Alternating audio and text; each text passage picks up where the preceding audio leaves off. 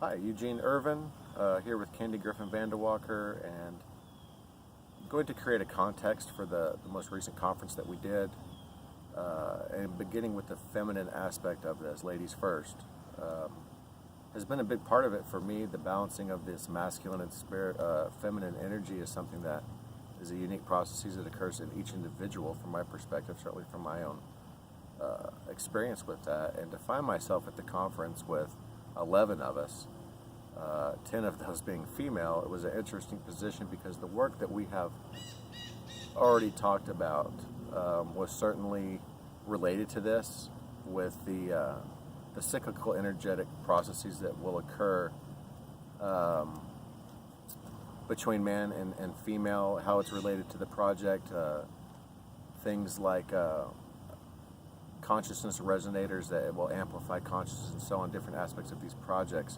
This is a part of it, and so it was very interesting for me to find myself there, and I just wanted to touch on that because Candy's work has been so important with the whole underlying quantum aspects of this. And so with that, it's about creating a context here, and for me, my personal experience getting into this relates to quantum access, special operations, and special assets projects, ultimately stemming from kind of an undesignated group within Central Intelligence Agency, and really carried out by U.S. Army was my initial kind of link into this through my father.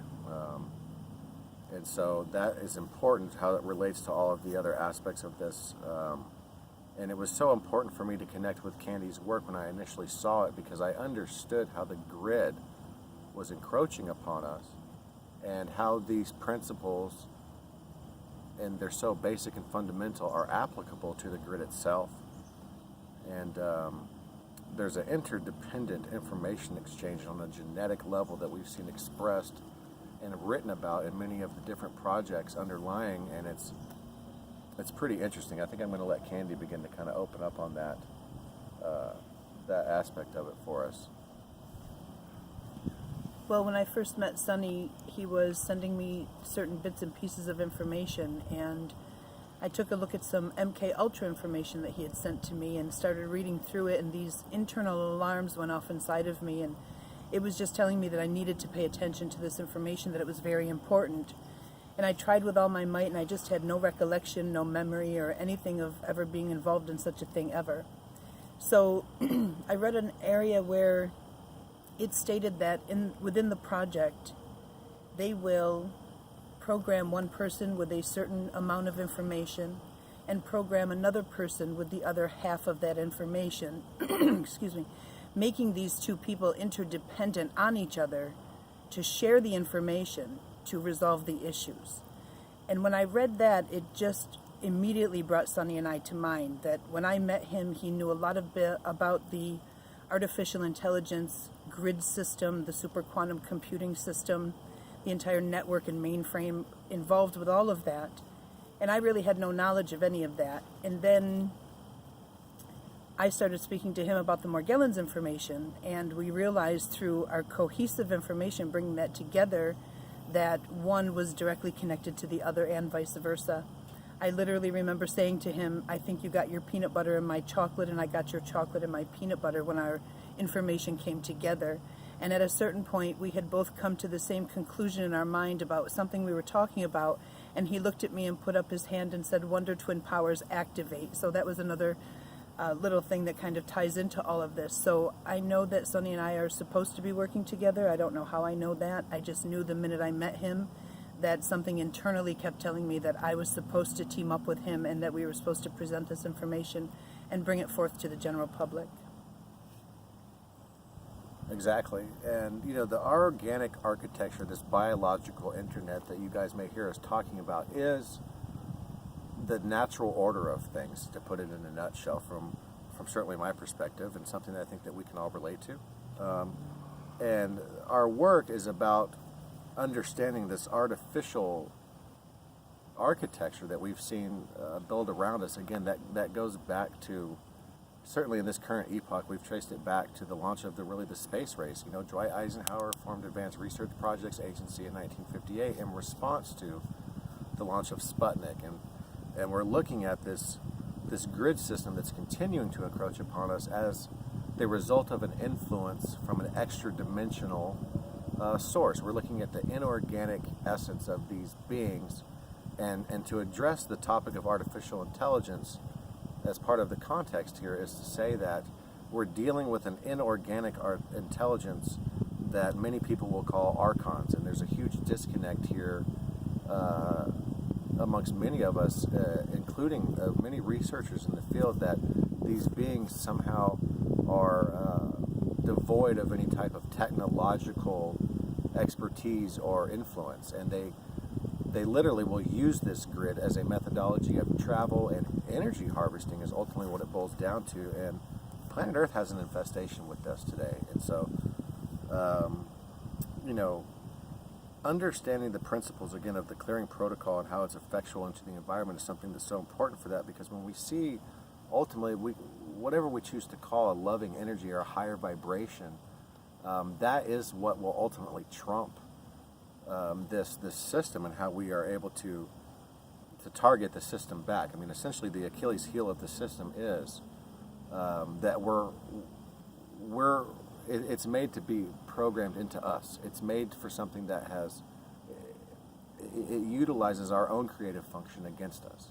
And so when we look at the system, when we understand all the different levels, how it's expressed on so many different levels, genetically, neurologically, and so many of these other factors, it all begins to make real sense. But to get back to my personal history just real quickly on this, it's pertinent because we see the testimony of many different individuals in quantum access related projects identifying systems that were used for quantum access. And there's a real difference between the artificial methodologies of this and the organic sense of creative ability that we have as just a human organism on planet Earth, and interacting with the multidimensional nature of our own reality. And even beginning to understand that for many of us is so difficult because we've been taught to not look at that. This is something that has been programmed into us from birth, from people that it's been programmed into since their birth. It's multi-generational at this point for many way back.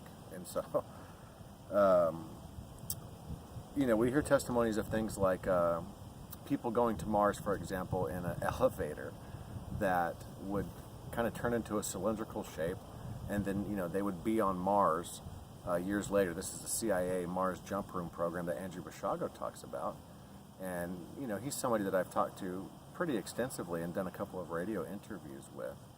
And what an excellent illustration of the artificial nature of this system in his testimony, where it's going for the future, and how we can ultimately overcome this from the intelligence that has been gathered by himself, and how we put the pieces together of this now on the other end of it. And so very important there, because when we're looking at somebody who's talking about these things, and he's a credible witness and participant, in my opinion, to this,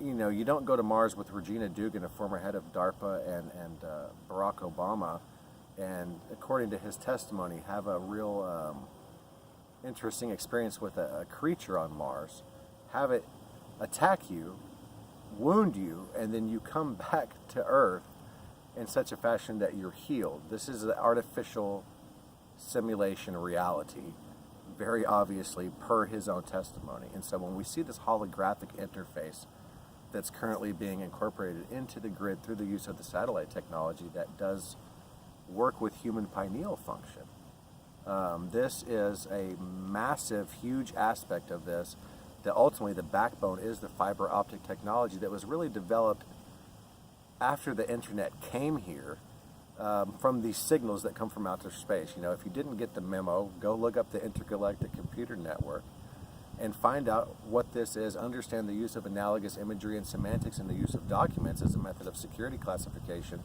and encoding information. This is a major aspect of these secret projects. A big part of my work is trying to break that through to the public and say, hey, look, I've got all of these links in, I've got all this, I'll put my neck out here for you. Here's some of the things you need to understand. This method of security classification has been used in defense and academia and intelligence. Really, it's ancient. It goes back much further than that. And this type of analogous imagery and semantics is a method of security classification or cryptography. has been used for thousands of years. This is certainly acknowledged by agencies out there like NSA, CIA, and others. Certainly U.S. Army, you name it, the Navy. And so putting all of these pieces together is something that's difficult for us. And when we see a genetic specific type of targeting that will utilize the human creative function and literally target an individual out of billions through the existing infrastructure in the communications network, simply on their own unique fingerprint signature that's embedded in their DNA. We're dealing with a system that, wow, how is this even possible? The answer is this AI. And this has become an umbrella term. You know, we see the man-made AI today, and we see adaptive intelligence technology, which is a step down from what people think of as a self-aware artificial intelligence. And from my own personal research and experience, the Archon aspect of this inorganic intelligence infiltrating the grid from the top of the defense community and working its way down through the intelligence community is very important, because we see these testimonies from the earlier participants. And the biggest disconnect that they may have in some cases is that they don't get the fact that they were being essentially tested on with this technology so it could be implemented on a much larger basis.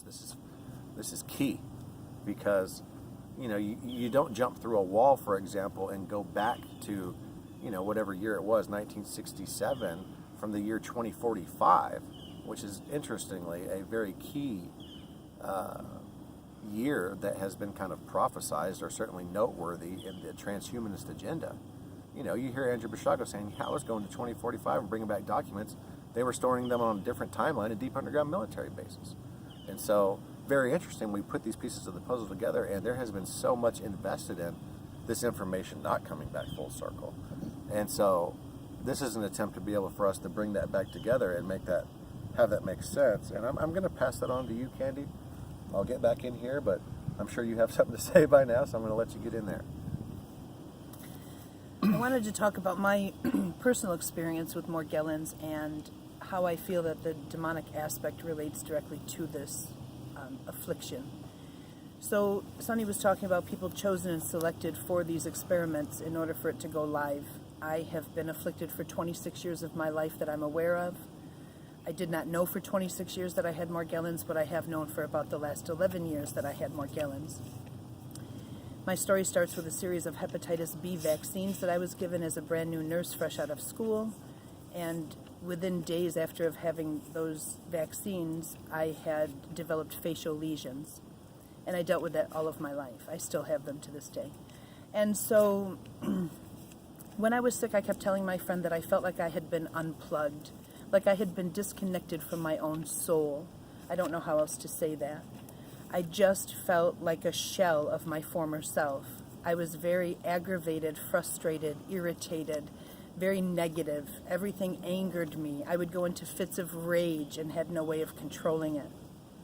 At one point, I looked at my significant other and said to him very clearly, I will stab you, cut you into small pieces, and bury you in a fucking hole in the backyard, and I won't bat a fucking eyelash as I do it. He literally stopped and looked at me and asked me, who are you? He knew, even on a subconscious level, that he was not talking to me. And in that moment, I had realized that something was very, very wrong with me. I called myself the Morgellons monster, and I begged God to show me why he was allowing this to happen to me. And so at that time, I had no knowledge of demons. I refused to believe that they existed. I just did not enter that realm of reality yet. So fast forward 8 years later to a conference in Arizona, where Sonny and I were working together along with multiple other people to do another conference of this sort that we just did in Syracuse. And my friend began to go into a full grand mal seizure. And when I ran to her, I started doing the clearing protocol on her to stop the seizure, which I have done in other instances, and it has worked. And it wasn't working. And so I literally looked at her face, and when I did, I saw something very unnatural looking back at me. And I literally cried out to God, oh my God, what do I do? Because I realized in a moment that I was looking at a demon, which I didn't believe in. Within seconds, without thinking, I just laid behind her and put my hands on her and began to scream these words at the top of my lung. I cast you out in the name of God. You shall go back from which you came, never to return here again. I cast you out, and I do this in the name of Jesus Christ. And the split second I said the name Jesus Christ, she stopped seizing instantly. And so I know that it was a true attack on her. She's a very religious and Christian person. She's a beautiful soul. And of course, those are the ones that they attack. So it wasn't until that 8 years later when I had this experience that I was flying home from Arizona, and it occurred to me that at the height of my illness, I too had a demonic attachment that had entered my body and what I refer to as hijacked my soul. I truly felt like my soul was hijacked. And so from there we went forward in the plane ride, and I began thinking more back about my experience and how ugly I was and how negative and low frequency, no vibration, no resonance, how ill I was. And I realized, in fact, that on the day of my 5th clearing session that I had had with my practitioner, I came home, and by then I had started to detoxify my organs, glands, and systems. Everything started vibrating at a higher frequency. I was desensitized to foods and vitamins and minerals, so my body was absorbing the proper nutrition that I needed to be healthy. My little light started shining a little bit brighter. I already had a very deep connection to God. I had prayed to Him. He literally answered my prayer. That is how I'm sitting here with you today. There's no question about that. And I realized that the moment I walked through my front door of my home that afternoon, in a split second, it was like somebody had flipped a switch. Suddenly I stood up straight and my eyes popped wide open and my pain was gone and I was full of this abundant amount of energy. So I realized upon looking back that the moment I walked through the door into my holy sanctuary, this demonic attachment that had been attached to me, and God only knows for how long, it decided to leave me on its own accord. It knew that it was not going to be able to handle my spiritual connection to God. My faith was too strong for it. It knew that it would never survive. So it left. I didn't know it existed at the time, and it left me, and 8 years later I saw one and looked back on that time and realized what had happened to me. There are many people in this realm, the Morgellons realm, who will attest to having very spiritual experiences, sometimes positive, not always, oftentimes negative, with these demons and these entities that become attached to us. And I do believe it is somehow through the Morgellons, through the nanoparticles or through the biotechnology that they're able to do this. Or they encode it with a mimic demon code, which is a binary code that they can plug into biological matter in order to produce the demon-like behavior. So we're dealing with two different things. We're dealing with the actual aspect of the demonic, and we're also dealing with the bio-encoding of the mimic demon code that they use in order to work out this materials too. So I just wanted to touch base on that. There are a lot of people in this realm who know that the demons are involved. They know about the Archons, however you want to call them. They understand the connection. Many of them know that they have one of these attached to them. When we did the conference, people had written to me before and asked me while I was there to cast these beings from them. I began to pray to God for divine protection and light before I did it, so that nobody else would be harmed, so that everything would be okay. My faith is very strong, and I do believe that the Holy Spirit is allowed to work through me in order to do this work, because I know that the demonic aspect from my own personal experience is such a deep-rooted aspect of this entire program in which we're dealing with, that we have come to call Morgellons. So that's what I wanted to touch on. Thank you very much. Wow, that's a lot of information for anybody to try to assimilate, and I'd like to hit a couple of things just off you said. Perhaps just because of the way that I feel some people may have a bias towards it. You know, it's something that it's a spiritual connection. You know, and you know, some people hear the name Jesus, whatever, and they go out the door, whatever. It's not. This is not church in the traditional sense of, you know, we're not Bible beaters here. We're not religious fanatics. But when we look at the artificial system and the satellite technology, the disconnect with these beings using technology and so on, we have seen such an influx of these beings as the population has literally continued to increase on this planet. And the fact that they utilize this technology, these beings use waveform to travel. One of the biggest pieces of disinformation, and let me back up real quick, to give myself to give the viewers a sense of who I am if you're not familiar with my work, or even if you are. I have been involved in secret projects, classified defense-related activity for over 40 years. I just turned 40 in August of this year, and so birthed into these situations and these projects, and I don't have any regrets about it because I can continue to see the fruits of the work that we're doing. And some of these things would include live op streams that you can go and look at for yourself. I would caution anybody out there who has not been thoroughly vetted. If we're not going to vet the people that we're listening to, it might as well just be the television, and this is a false reality matrix that you're living in. Breaking news TV is fake, and so I don't really want to diminish the testimony of anybody else or seem. I don't want to pivot myself against anyone in particular, but I will say this system literally will get into people, use people, put them on TV, whatever, and it's disinformation. One of the biggest disconnects about this system is that is this cover-up going on with the satellite technology, okay? The fact that these beings will utilize waveform to travel off-planet is known at the upper echelons of the defense and intelligence community. I can assure you of that through my own personal experience and the fact that I'm able to sit here and tell you this today.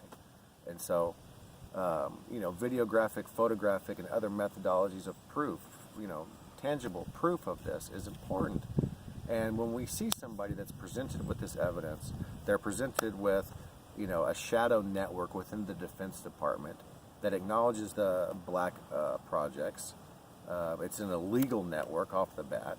We disseminate this information throughout the defense and intelligence community as we're telling you that we're doing it. There is a movement on this planet right now to dismantle this system. And the simple act of acknowledgement is such an important thing because we're dealing with a system that will target you on all of your senses and your psychic energy centers, being your chakras and focal points of energy within your body. And, we're talking about touch, taste, sound, smell, okay, your sixth sense, your pineal function. All of these things have been incorporated into the grid to be targeted for their own manifestive result in the environment. And to keep on with that, and so we had a little bit of wind there. But another aspect of the conference in which we were just attending, last weekend up here in the Syracuse, New York area, was some of the participants and some of the members of the audience, so to speak, were there, and they knew they had been targeted. They knew they had some type of an affliction. Something was going on in their bodies. It was affecting them on many different levels. Some of these people literally didn't know really what they were doing there in the fullest sense, and we're still putting those pieces of the puzzle together. But what we had was every single person there has a tie back to exceedingly high-level intelligence and defense operations, including the corporate sector as well as religious ideologies that people may have in order to further their agendas. And that's not what this is about for us at all. This is just our personal experience and how we're relating that to you. But, for example, we hear that the Manhattan Project physicists were working on time travel technology, per the testimony of a couple of other individuals. A corroborative piece of testimony with that, another one of the many different ones, would be the fact that we did have an individual there that I did interview. That would be Lori Campbell. Her her great uncle and her grandfather, brothers, were both on the Enola Gay. I mean, you're not going to hear that kind of stuff normally. Now, how do we equate that into the situation is something that we're still working on, but certainly there's an underlying principle here of this. Defense Logistics Agency was represented there from somebody that I'm just not going to name out of respect for them and clearance levels and all this kind of stuff. One of the nice things for myself is I don't have OPSEC regulation, which is something that regards to classified information, I can basically say anything that I've experienced, as long as it's the truth, and I can do that. And that's a unique position for me to be in. And so I don't know if you have anything else to say, Kandy, about this, but I just would like to caution the public again. We hear a lot of people say, man, I was involved in this secret project, and it's this, that, and the other. And I don't want to sound like I'm trying to diminish their testimony, but, you know, where's the proof is something that the people need to start asking, because it's not anything different than a false flag. It's not anything different than, you know, basically CNN or one of these other networks lying to us, Vegas or whatever these most recent events are. People are waking up to the fact that their perception is being used to create in the environment. And what does that mean? It means you can go read, you can go see something, and you begin to have a physical effect in your environment by what you're thinking, feeling, and so on. Real basic concept. It's pretty fascinating to consider that this system has been built up so much around us for the simple fact that it covets our own natural creative ability. And, you know, show me pictures of you calling in aircraft. Show me video of you calling in helicopters at a designated area over deep underground military bases. Show me your family history. Show me all of these things if you want to come out and say that you're part of a special access programs project. Let's try to step it up a notch and raise the bar, because all of those things I have done personally. All of those things I have risked my livelihood to come out and do this, and it's something that eventually, when it takes root, the Achilles heel of this system is to not have fear. The number one rule of it is to not fear it. And so when we begin to think about that, we open up into the organic sense of creation. Because let me tell you, the lifting of the veil is the acknowledgement of this simulation matrix. I've got people at the top of NASA that tell you the same thing while they sit